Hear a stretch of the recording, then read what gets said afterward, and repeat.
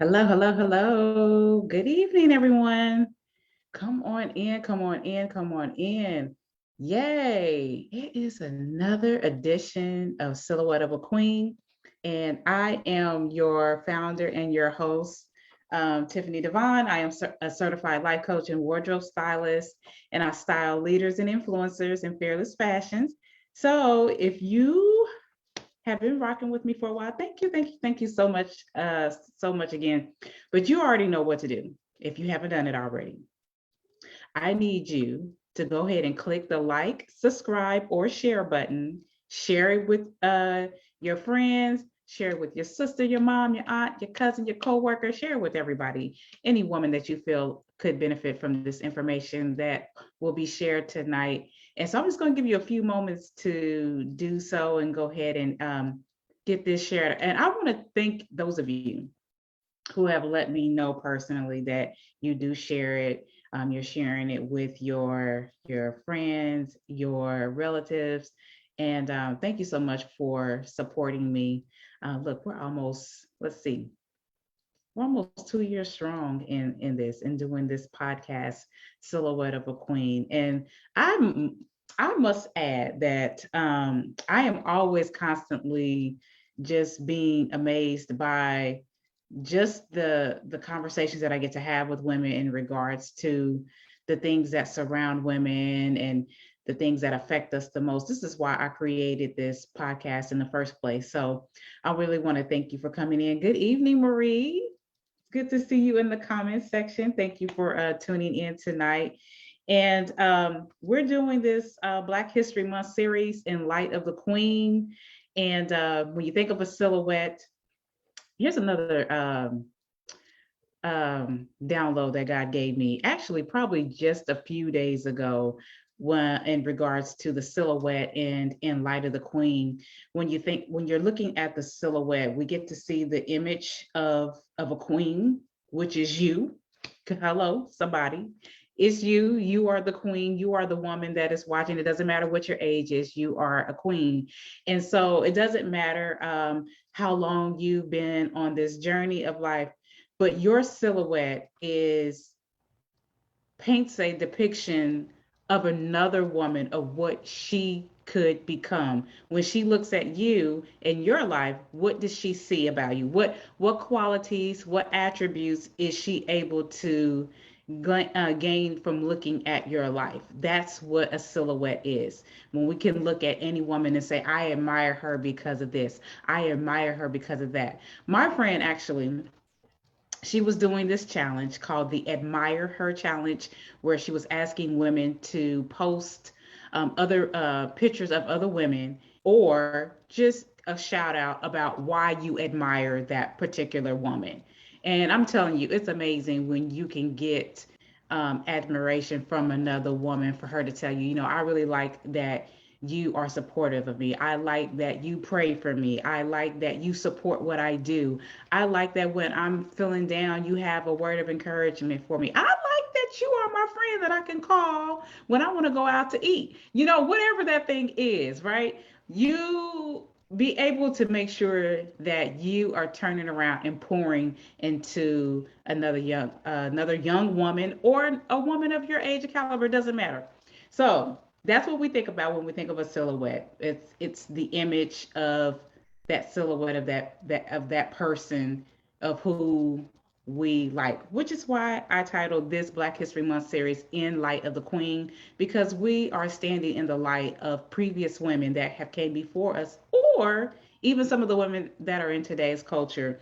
So I'm going to go ahead and get started tonight, because these two women actually are women that are actually present in our culture today. And I find that they have a lot of value to offer to Black History Month this month. And so I'm going to go ahead and get started. So welcome to Black History Month 2022 in light of the Queen.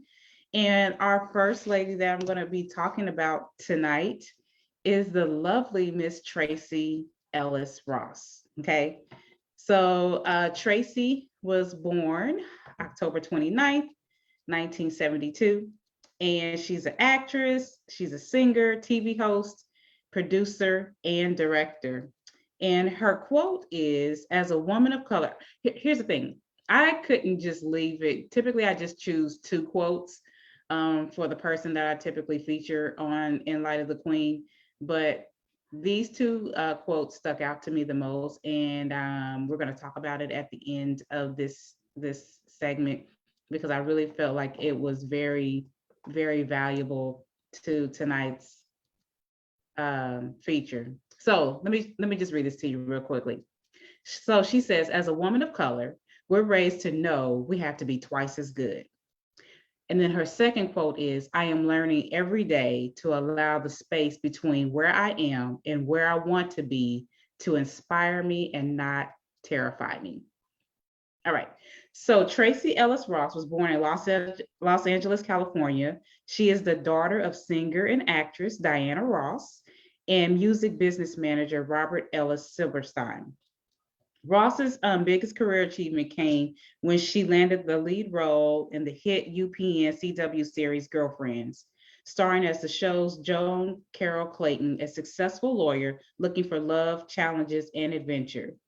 The series centered on four young African American women and their male best friend. So in 2014, Ross was cast in the ABC comedy series Blackish, opposite Anthony Anderson. She plays the female lead role of Dr. Rainbow Johnson. The series debuted with generally positive reviews from critics. Ross received 3 NAACP Image Awards and received nominations for 2 Critics' Choice Television Awards, 4 Primetime Emmy Awards, and 2 Screen Actors Guild Awards for her performance in the series. Ross's 2016 nomination for Outstanding Lead Actress in a Comedy Series was the first for an African American woman in that category for 30 years. In 2020, Ross played the leading role as Grace Davis, the legendary superstar singer, in the musical comedy drama film The High Note. The High Note marks the first big screen role for Ross since 2007 comedy drama Daddy's Little Girls. The film was scheduled to be released to theaters on May 8th, 2020, but the theatrical release was canceled due to the COVID-19 pandemic. The film later moved its release date to May 29, 2020 through video on demand. In The High Note, Ross made her singing debut, recording a soundtrack album titled The High Note. The lead single pop ballad Love Myself was released on May 15, 2020. So this is what as I was just, looking at her life, and I actually followed her on social media. And one of the things that I just really admire so much about Tracee Ellis Ross is her level of confidence and her quirkiness. She is super quirky. And she's not afraid to be herself and show that even on her social media page. I also had the opportunity to see her in Oprah's Vision 2020 tour that Oprah did back in, was right before the pandemic happened, like around February of 2020. And so Tracee Ellis Ross was one of the guests that Oprah interviewed. And I remembered as Oprah was interviewing her, Tracee Ellis Ross did share about this singing piece that she was nervous about releasing to the world. And so she shared this story on the Oprah Vision 2020 tour, how when she sang this song, because of who her mother is, the lovely Miss Diana Ross, she was nervous because she said she always had the ability to sing, but it was something that she had never shared publicly. And so she said she called her mother over one day. They sat in the car and she played the song for her mother, Diana Ross. Can you believe that? Diana Ross to us, but her mother to her. And she says that her mother is like, oh my goodness, I did not know that you could sing like that. And so she says she just had tears in her eyes. And it was one of those things where even for herself, even having been a successful actress in Hollywood, there were still new heights that she had not reached yet. And so just for her to even be vulnerable to share that on stage in front of everyone. And I remember her as she was sitting in the chair, she kind of just like balled up in the chair and she just kind of went like this, um, because they showed a clip of the movie of her singing. And I'm might add, she did have a very, very beautiful voice. Tracee Ellis Ross, her life teaches us that you should challenge yourself no matter how old you are. And even with her mother, the legacy and walking in the legacy of her mother, or walking in light of the queen of her mother, seeing that her mother's impact and legacy left such a huge impact on the world, she was even afraid to even showcase her voice for fear of that her voice wouldn't have measured up. And of course, she is her own person with her own skills and her own personality and unique abilities. There is no comparison to her and her mother. But how many of us know sometimes that comparison thing just has a way of just sneaking in and getting to the best of us? So I also was able to take away from, when you have the confidence to stand in your own life, you have to give yourself permission to do so. And so that is exactly, what she did, um, through her life, and then pursuing this particular role. All right, so let's break down this quote. I want to break down two of them. Like I said, I read it to you earlier. As a woman of color, we're raised to know we have to be twice as good. This quote really kind of pierced me, and I'll tell you why. Because if you are any woman of color, you don't have to be just a Black woman. You can be Hispanic, you can be Asian, you can be whatever myriad of rainbow of color, as far as your ethnicity.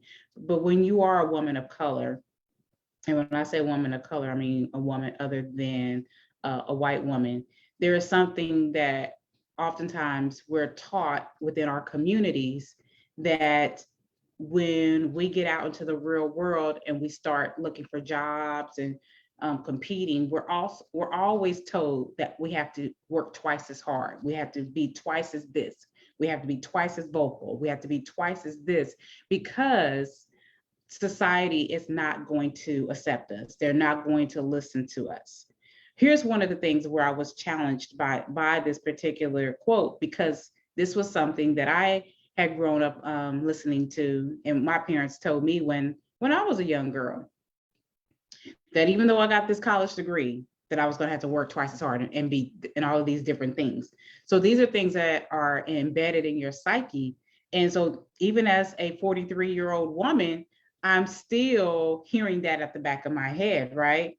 Until God recently, like just a year ago, ministered to me about this in regards to challenging me in what I was taught. He said, um, when you are working for me, when you are aligning yourself and your life with my purpose, it will never be about you got in here because you're college educated. You got in here because you're a Black woman. You're the first. Although those are great, those are things that are great to be able to pioneer and knock down barriers and walls and things like that, to be able to say you're the first Black woman to do this, or you're the first woman to do this, or you're the first whatever to do this. But when it comes to purpose, I'm opening the door because it's serving a purpose. So I need you to really do away with that thinking of feeling like you have to prove yourself because you're a Black woman, or work twice as hard. Because in all actuality, that's coming from a place of lack and inferiority. And when you're working with, for me, this is what God is saying to me, it's never about that. And so that was one of those things where I had to start really tearing away the layer and really beginning to look at that, because to embrace this new truth really puts me in a position to never have to wrestle and to fight and to prove anything. I just simply show up in the room and be and allow who I am and my giftings and my skills and my talents to speak for itself, period. The second quote here, I am learning every day to allow the space between where I am and where I want to be to inspire me and not terrify me. I am in one of like another big shift in my life where um I am now navigating what it is, what's my next step? What do I want to do? How do I want to get there? And I am thankful for the path that I have walked, the doors that God has allowed me to walk through, because I know had it not been for God, I wouldn't be where I am.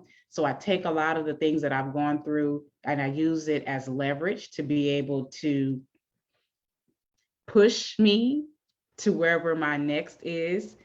And sometimes when we are standing in the space of the unknown, it can be very, very frightening, especially, this pandemic, we've been in it for 2 years and it has most certainly shifted a lot of different things. And it's making us question things that we've done and how we've always done it. And one thing God has been saying to me also, to be very clear, is that there's a better way. There's a different way of doing things. And it's really about unraveling all of these things that we've been taught, all of these things that we've learned, all of these things that religion has taught us to believe. And God is really challenging a lot of us to do away with some of the teachings that we have been accustomed to hearing and learning, to really hear the real truth behind what it is that he wants us to do and what he wants us to embrace. And let me tell you, once you begin to embrace that new truth, there's a level of freedom and wholeness that you and I are going to begin to continue to walk in when we allow ourselves to undo a lot of this. So that's what I hope that you take away from Tracy's life tonight, is to allow where you are and where you want to be to inspire you and not terrify you, and not be like, oh my God, I just don't know. Here's that space between here and here, and it's in between this, that unknown that typically makes us just go on our wits end. But it's about just really exploring and expanding into more who we already are. Okay, so let's look at the next is Miss Mary J. Blige. Miss Mary, I love her. Listen, love her. Okay, Mary J. Blige. She was born January 11th, 1971. She's a singer, songwriter, and actress. And she has been known to say, you can't get around pain and opposition, but you can try to be joyful in the trial and thank yourself for the trial and thank God for the strength to get through it. So Mary J. Blige was born January 11, 1971 in the Bronx, New York City. She was born to her mother, Cora, a nurse, and her father, Thomas Blige, a jazz musician. She is the second of 4 children. At the age of 5, she was molested by a family friend. And as a teenager, she endured years of sexual harassment from her peers. She would eventually turn to alcohol, drugs, and promiscuous sex to try and numb the pain. Blige dropped out of high school in her junior year. She began pursuing her musical career when she was in high school and was discovered by the late Andre Harrell, CEO of the music label Uptown Records. She signed with the music label and was the youngest and first female artist. After being signed to Uptown, Blige began working with record producer Sean Combs, also known as Puff Daddy, but known today as Diddy. He became the executive producer and produced a majority of her first album, the title, What's the 411? 411 was an indication by Blige of being the real deal. She was established as a dynamic storyteller whose performances of love narrative drew upon her musical influences and her lived experiences as a hip hop generation woman. Blige was noted for having a tough girl persona and streetwise lyrics. In the 1990s, Blige spent 6 years in a relationship with Cedric Casey Haley of the R&B group Jodeci. During a 1995 interview on the UK television show The Word, Blige confirmed the two were engaged. KC denied that they were going to get married. Their turbulent relationship inspired Blige's album, My Life.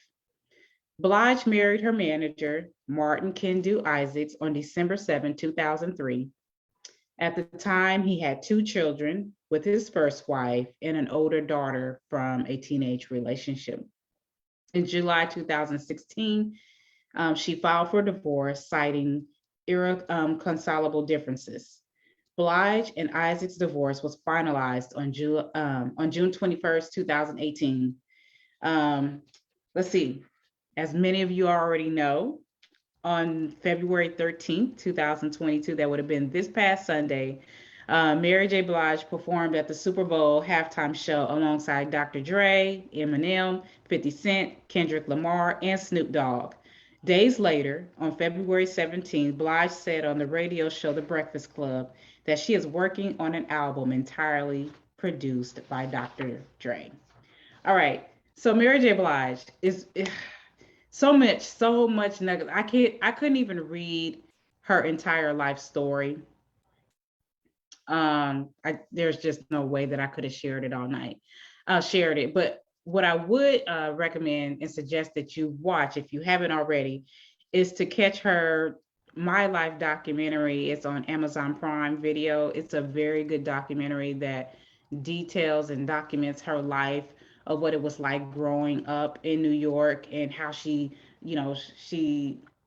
was able to get this opportunity to sing because she has such a beautiful voice, but she was so super shy and insecure in regards to her gift. And it really just paints a picture of when God has need of you and is wanting to use your gift.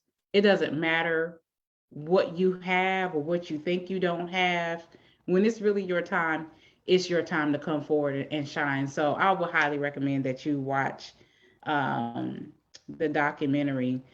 One of the things that I've enjoyed about Mary J. Blige, because I am a Mary J. Blige fan, and I've been following her career as long as she's been out, and just to see her total transformation and her evolve over the years has just been amazing, because she really does pour her pain into her songs. So the lack of self-love and self-care that she didn't always have for herself was definitely in her music. And because she had the boldness and the vulnerability and transparency to put her pain into her music, she really inspired a generation of women to come up and get up out of their marriages that were no good, relationships that were no good. She really did have the ability to sing and meet women where they are. And I remember just having an opportunity to go to a Mary J. Blige concert over 15 years ago. And singing Mary in person is comparable to like going to a Black church. If you've never been to a Black church experience, it is a total experience. It's like soulful driven, high spirited. And even though she is singing secular music, there is still something that comes through her music and through her performance that you can just feel her pain, and she just leaves it all out on the stage. Like I said, just is phenomenal in regards to who she is as an entertainer.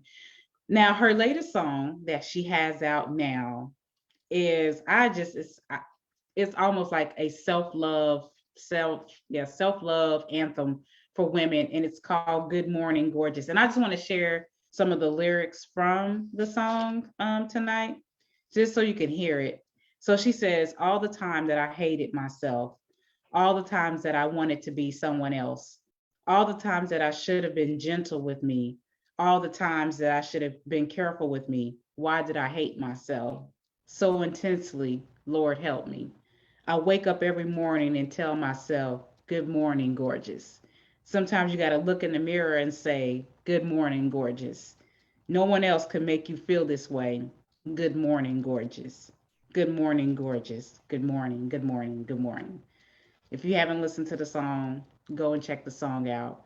Because it is definitely a self-love song. And sometimes,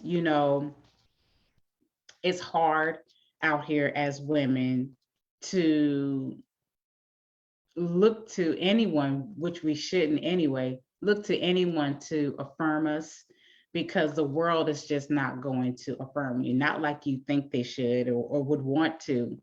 And it can be hard, even when you're a confident woman, when you're walking out into the world and the world wants to dictate to you who you should be, how you should speak, how you should become, what you should treat people. And if you're not careful, you can come home feeling like, are you even measuring up? Are you even hitting the bar? Are you hitting the mark? Because people are saying this and saying this and saying that. And that is where the self-love mantras come in. That is when the affirmations come in, whichever way you need it. All of us have our own thing and what we need here, because sometimes you may not even get it from your husband, your boyfriend, your friends, your teachers, your boss, your whomever. You're going to have to get it from a place that fills your cup. So um hope that let me see, hold on, I want to make sure. Oh, yes, I want to touch on this quote that she said. Okay, so she says, you can't get around pain and opposition, but you can try to be joyful in the trial and thank yourself for the trial and thank God for the strength to get through it. Listen, I don't know about you, but how many of you know to be joyful in the trial is a whole nother, that is a whole nother level of maturity in God, to even say that I'm going to be joyful in the trial, because that is even there's a scripture for that too, that we should rejoice in trials. And the first time to hear that, you're like, what? Rejoice in trials? I don't want to rejoice in trials. There is nothing joyful about going through a trial. But as believers, as God-led believers, we know that we don't go through trials like the world does. That we know that if God is allowing us to go through something, it is ultimately for our greater good. The betrayal is for our greater good. People acting funny is for our greater good. People rejecting us is for our greater good, if we allow it. If we do not allow the seed of bitterness to get thrown in there and make you think, well, I got to get them back, or I got to say this to them, or I got to, like, you already know, like, no, God is going to fight my battles if you allow him to. If you allow him to, and allow him to show you why you're going through it. So for her to say you can't get around pain and opposition, well, in this life we can't, you know, there's, but we can learn from it, and we can come out stronger with more wisdom. And we should have a, as the great book says, the Bible, there is beauty in ashes if we allow God to it. Don't allow what we've gone through as women to be wasteful. It can be beautiful, not only for yourself, but for someone else. And you can turn around and share those beauty for ashes with someone else in hopes that they can get through it as well.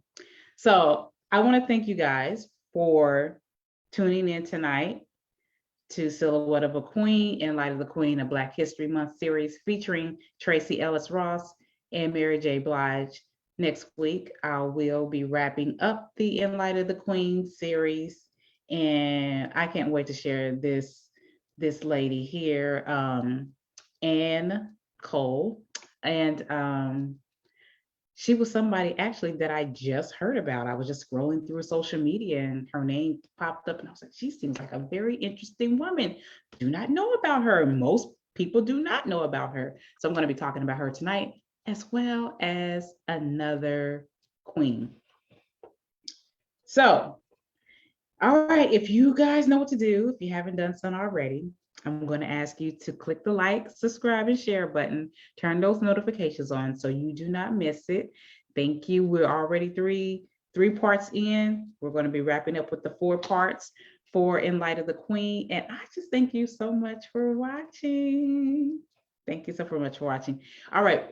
I will see you guys later. Peace.